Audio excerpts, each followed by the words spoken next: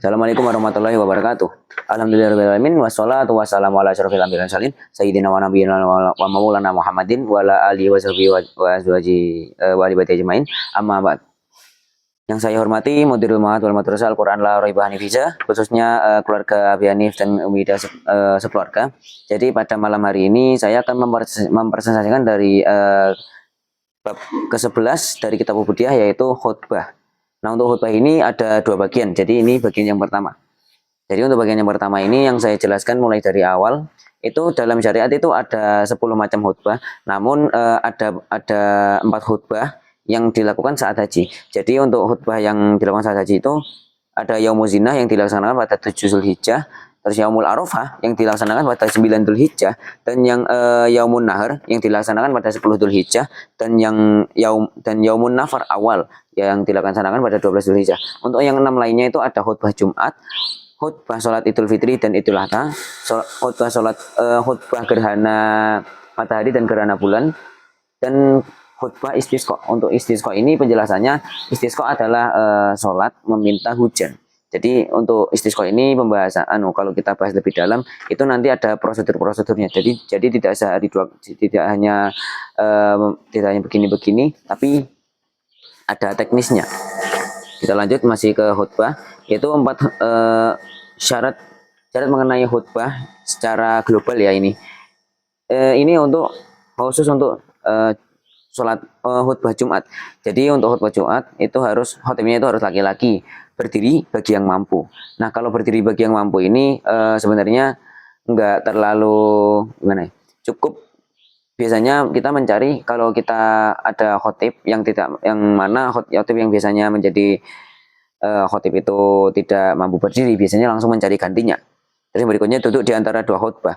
Untuk waktu duduknya itu kurang lebih 2 rakaat sholat. Waktu melaksanakan waktu estimasi waktu dari melaksanakan 2 rakaat sholat dalam tempo sedang. Yang berikutnya itu khotib harus suci 100% lah, suci dari awal hingga selesai khutbahnya. Jadi ketika di tengah-tengah itu tiba-tiba terkena najis, baik itu yang kecuali yang dima'fu ya, nah itu otomatis ya batal, akhirnya harus mengulangi dari awal khutbahnya. Terus khotib harus menutup aurat. Terus yang berikutnya itu rukun khutbah itu harus didengarkan 40 orang jamaah, diperdengarkan oleh 40 orang jamaah. Jadi khutbahnya itu emang diatur biar bisa didengar oleh 40 orang. Dan juga harus didengar oleh 40 orang tersebut. Jadi apabila 40, katakanlah genap 40 orang yang Jumatan di masjid, jika satu tidak mendengar otomatis batal. Jadi rukun itu harus berbahasa Arab. Oke, saya lanjutkan. Jadi untuk rukun hanya untuk rukun ya. Jadi kalau khutbahnya ada yang untuk rukunnya itu wajib berbahasa Arab. Jadi untuk rukunnya itu kan wajib berbahasa Arab. Nah, itu hanya untuk rukun. Jadi rukun ya. Jadi apabila semisal ada khutbah yang bukan berbahasa Indonesia, maka itu bukan termasuk rukun sebenarnya. Tapi ya kesunahan, karena ya itu khutbah itu kan ada rukunnya. Nanti ada yang boleh ditambahi. Jadi kayak kalau kita bilang mau itu hasanah. Nah, itu mirip seperti itu. Untuk 2 khutbahnya syarat yang berikutnya itu 2 khutbah itu harus dilakukan saat sholat duhur. Jika untuk berikutnya itu mualah atau berkesinambungan secara terus-menerus. Jadi dari awal sampai akhir itu harus full khutbah lah. Kalau kita bilang harus kontinu, tidak boleh terpotong-potong. Yang berikutnya itu jadi ini untuk khutbah ini saya tidak menjelaskan mengenai rukun khutbah sholat Jumat, karena kita membahas khutbah tidak secara spesifik tapi secara global. Jadi kan khutbah tadi kan dalam syariat ada 10 macam, yaitu khutbah sholat Jumat, khutbah Idul Fitri dan Idul Adha dan sebagainya. Jadi kita fokus ke khutbahnya. Kita masuk ke pembahasan mengenai sholat Id ya. Jadi untuk sholat Jumat kita lompati yang untuk prakteknya kayak rukun-rukunnya juga. Jadi untuk sholat Idul Fitri atau Idul Adha itu sunnah muakkad. Tapi ada juga yang mengatakan bahwa itu fardu kifayah. Nah, namun ada catatan. Jika sholat Idul Fitri atau Idul Adha itu dilakukan secara sendirian, maka tidak disunahkan untuk berkhutbah. Karena kalau kita sholat sendirian kan nggak ada yang mendengarkan khutbah kita, jadi ya lebih baik ya malah nggak disunahkan akhirnya.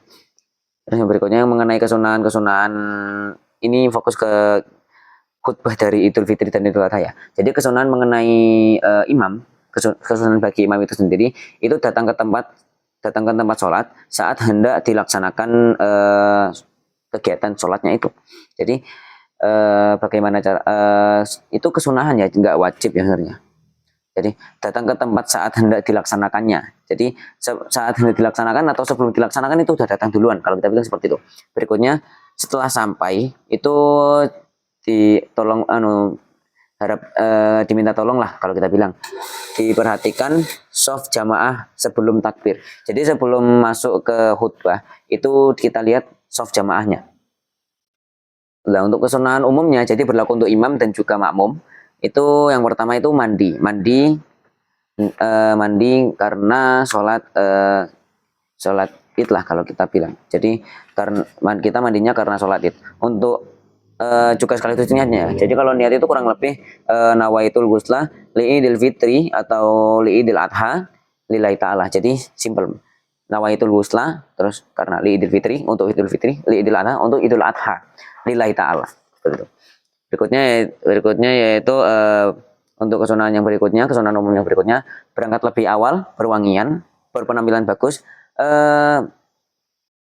memotong kuku dan menghilangkan bau tidak sedap. Jadi untuk berangkat awal seperti yang kita pahami, terus yang berwangian sama.